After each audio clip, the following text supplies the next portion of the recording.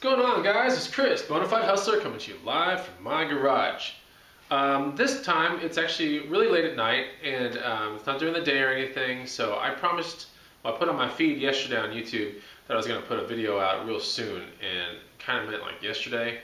So I wasn't able to spit out the video yesterday, but here it is today. It's one day late. Sorry, guys, if you guys are looking forward to like Bonafide Hustler videos, but we got some great things to talk about in this video, okay? One of the main topics we're going to talk about is frequency, and more specifically, like how the hustler game is boiled down to just like a number kind of thing, okay? It's a number situation. You expose yourself to a lot of things, you're going to get a lot of good results. Okay, and we're also going to talk about some of the things I found last week. Last week was a bang-up week for products, man. I found so much stuff, and you know, I just want to show you some of the things that I did find. It's not everything that I found, but it is some of the stuff that I found. So it's pretty cool stuff, and keep your eyes out for this stuff because, hey, it's just money. You're leaving it on the table. If you don't get educated and figure out how I'm doing it, you're just leaving money there on the table for someone else to hustle and take it right up from under you. You need to make that money, okay? Let's talk about what I found this week.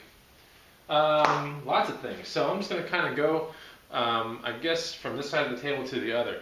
My girlfriend worked on this table all weekend, which is great because as soon as she worked on it and she wanted to put it out in the front yard in a little seating area, I was like, hell no, we're going to put it here for little hustler videos when I want. Because it's really good, and it's like raises everything so you can see exactly what I'm about to show you, and I'm not always bending down and this and that. So let's go to the first item. Right here, this might be like the biggest score of the whole week right here. This right here is a Hyperlight Murray 140 centimeter wakeboard, like a professional wakeboard. It's really good. It came with bindings. It came with the bindings that are, well, they're on the ground here, and I'll show you those in a second. But remember what I told you from previous videos, and that is when you have a wakeboard or a snowboard and you have bindings with it, I mean, what are the chances that your buyer is going to want both at the same time? So it's really important to actually separate the two, okay? Because if they want both, they'll buy them both, okay? But quite honestly, in my experience selling wakeboards or snowboards or any of that kind of stuff, and we are in the season now for wakeboarding and things like that, less for like the snowboarding stuff, just separate that stuff. My experience is the customer wants one of the two things, okay? So separate it and you will find two different customers that want that exact product. Okay, so here is a Hyperlight Murray. It's amazing. It's in very good condition. I mean, very, very good condition. When you look at wakeboards, you want to pay attention to the center area right here, because what takes away from the wakeboard's quality is what's called, if it's been on sliders and stuff. Like if you go to a wakeboard park, there's all those little jumps and rails and this and that.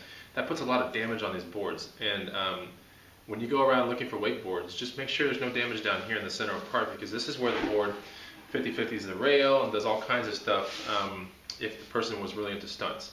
The board has a significant amount of value if it's in a really good condition and it's one of the better brands like CWB, Liquid Force, or Hyperlight, okay?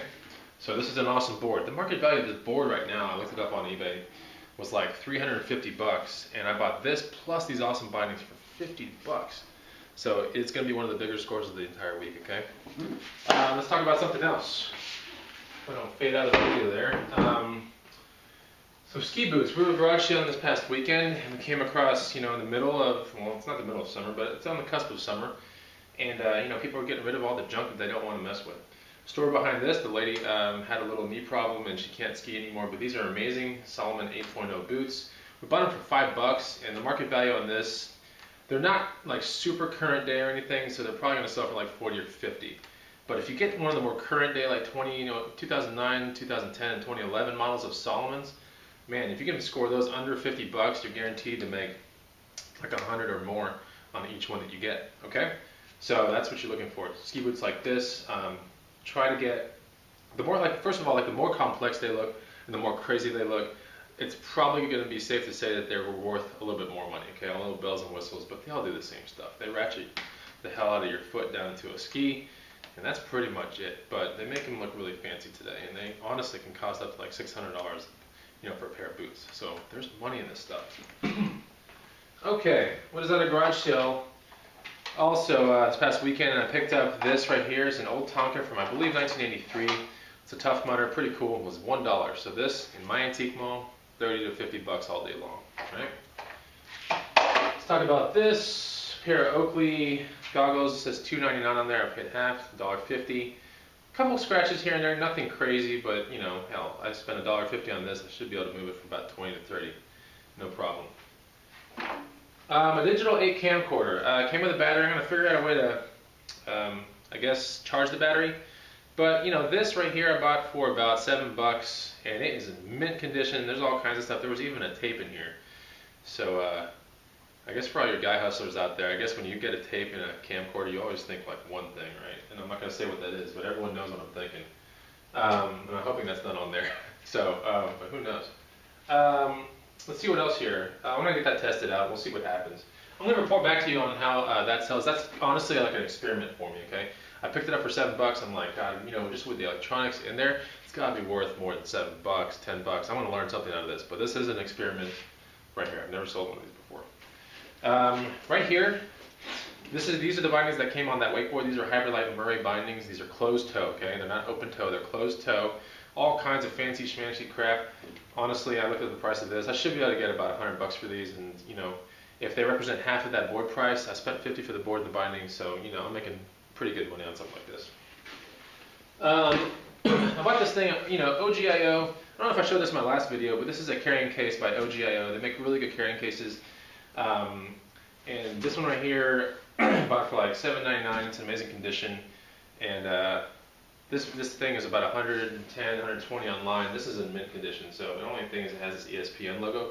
We'll see what happens. I'm not really too thrilled about it, but I had to pick it up. It was in really good condition.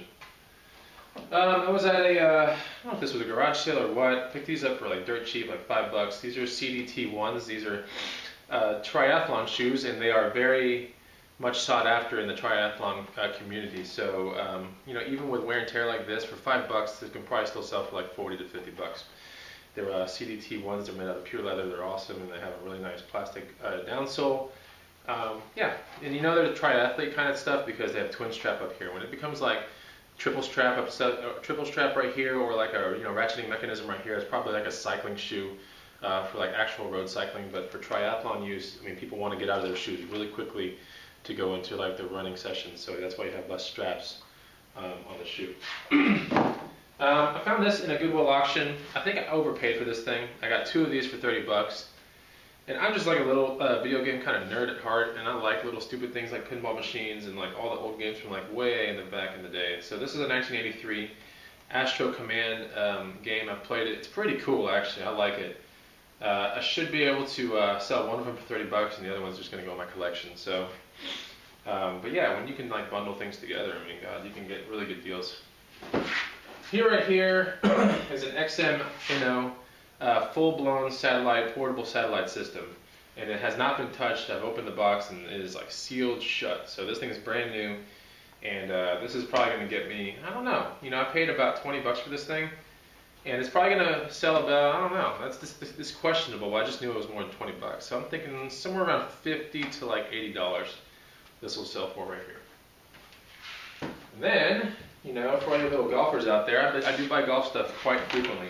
And I buy golf stuff based upon what I know out there, like FJ and Titleist, and I guess Titleist, whatever you call them. And I buy cases like bag boy cases. I can just tell by looking at this, like it's, you know, it's like a piece of armor for your clubs. And when people have really expensive clubs and stuff, they want to protect that stuff, so they need this thing. I have a pretty big, there's a pretty big golfing community here in this town, so there should be no problem moving this thing for about, I don't know, 60 or 80 bucks, but I paid $5 for this one. Okay, what else? There was one last thing. I don't even know what, okay, I'm like all disoriented. Oh yeah, and the speakers right here. These are Polk Audio bookshelf speakers, nothing really crazy. I spent about $15 for these things. I should be able to move them on maybe locally, like Craigslist or something, for like anywhere between 60 and 100. But hey, I'm a hustler, you know what? And if they're like 40 bucks on the table, if there's 20 bucks on the table, I will go and get it. I don't care. So yeah, I mean, this is just some of the stuff I found last week, and it's been a good week. And you know, I'm selling stuff left and right. And the sad part about it is some of the money I made last week. In fact, a large portion of it I actually bought another bicycle. So oh well. You know, I do it for things that I want. I also hustle because it's a lot of fun, and I hustle to just pour it back into my business. But sometimes, like a really good bicycle comes around, and I'm just addicted to bicycles. I have a ton of them. I just have to get like the most rare ones. So I got some. I got one last week. Okay, and let's talk about one thing that I couldn't put in the video. It's really, really, really big. It's called a Metolius crash pad. It's you know, when people boulder, they don't go really high up the mountain or anything. They're just like kind of messing around, climbing. It's called bouldering, right? Where you do it without ropes and everything. You just kind of putt around on the side of a mountainside, but you have this little crash pad that you can land back down on. So you can try all your little holds and this and that, but you're not like stories above the ground or anything. Well, I got one of those crash pads for about 40 bucks, and the market value on that's about 150, so I should be able to sell it locally for about, I don't know, 100 bucks, I would think. Okay, and it's brand new. It's in the box and everything. So pretty awesome score. Garage sales were phenomenal. This time of the year, by the way, the garage sales are just perfect, man. You just look up community-wide garage sales and just go to those. You can expose yourself to 30 garage sales heartbeat. Okay, so just remember that. Wake up early. Okay, so let's talk about frequency. And what does this mean? Frequency, frequency, frequency.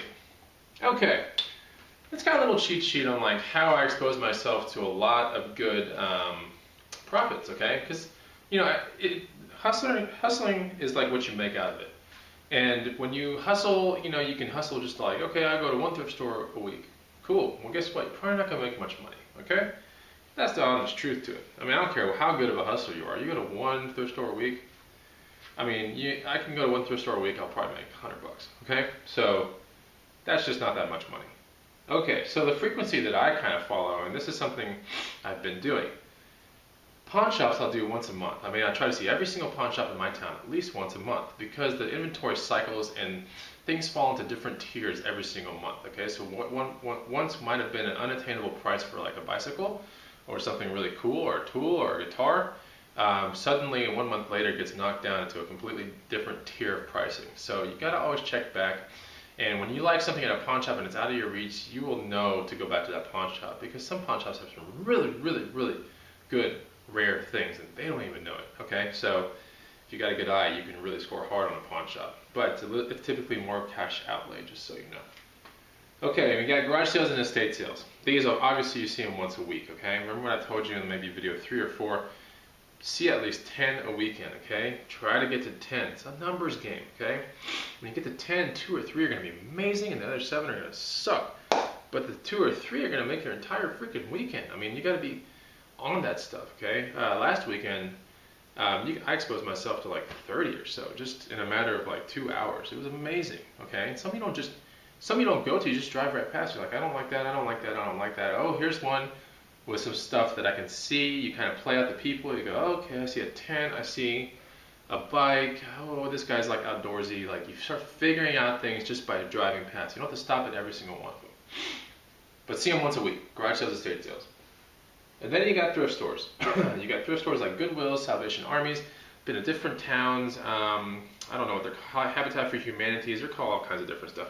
I try to see at least like these every day, some sort of like a combination. I try to see at least 2 thrift stores a day because thrift stuff cycles a lot. And you know, if you're lucky and you're a good hustler, you're gonna find stuff almost every time at a thrift store. So start going every single day when you're coming back from work, or just figure out a time when you're from back and forth from the gym. There's a thrift store, pass by it, and definitely take a look because you will score hard if you start going on a schedule.